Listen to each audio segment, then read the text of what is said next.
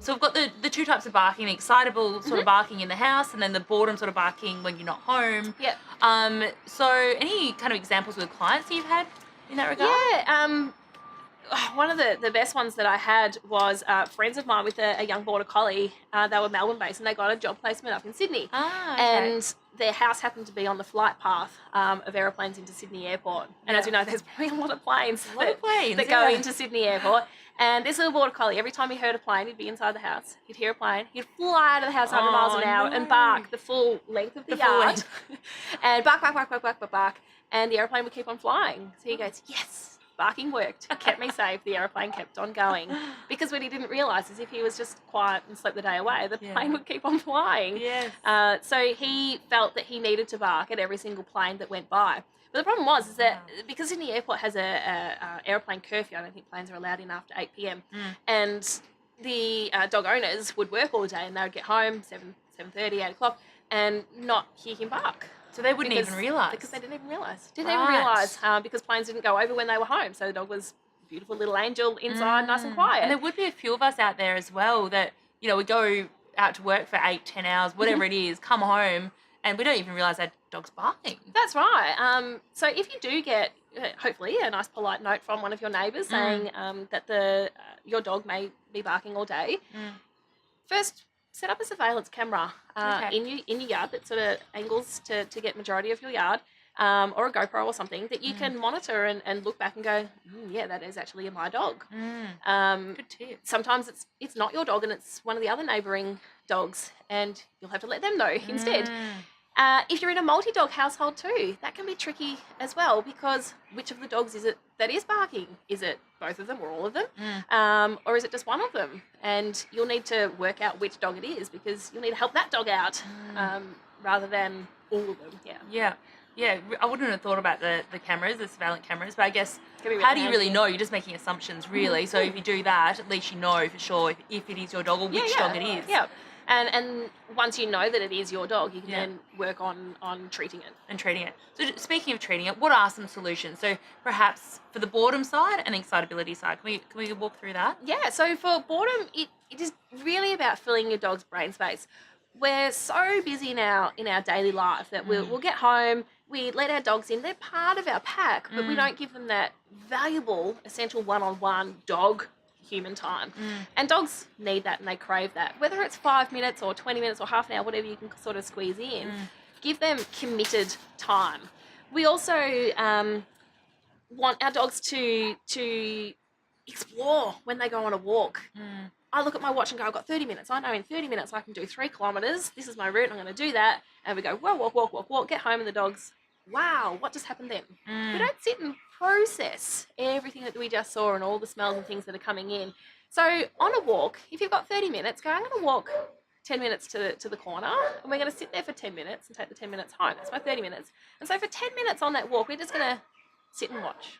Sit and watch life go by.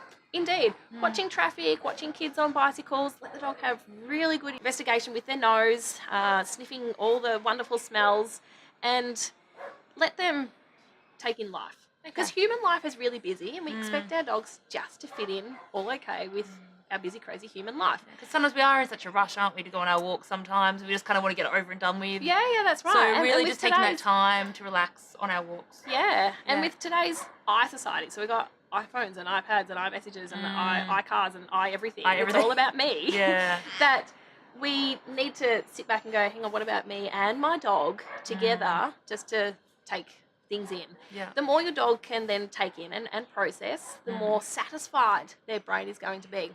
Also, varying walks. Don't just do the same route every single time.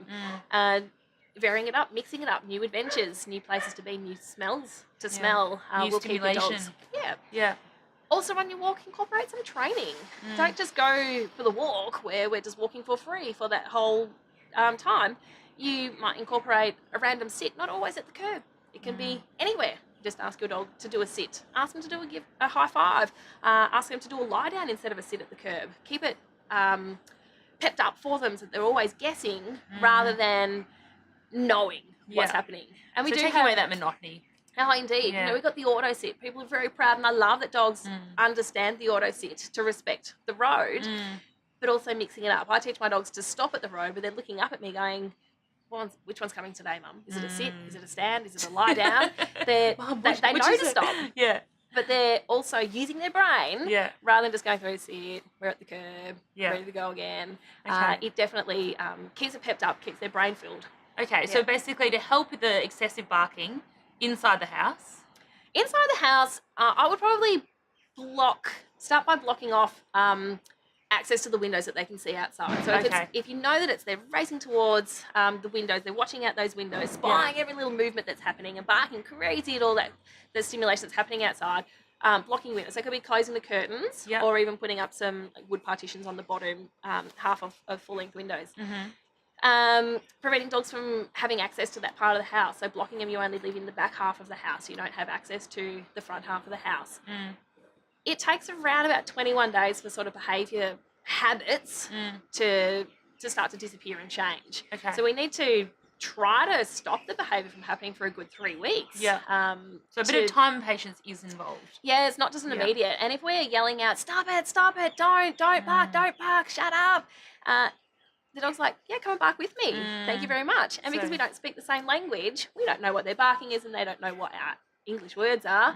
And it can become really tricky because the dog, come and back me up. This is great. You're helping too. Yeah. Well, some great tips there, Julia. If we were to get in contact with you to find out more, where would we contact?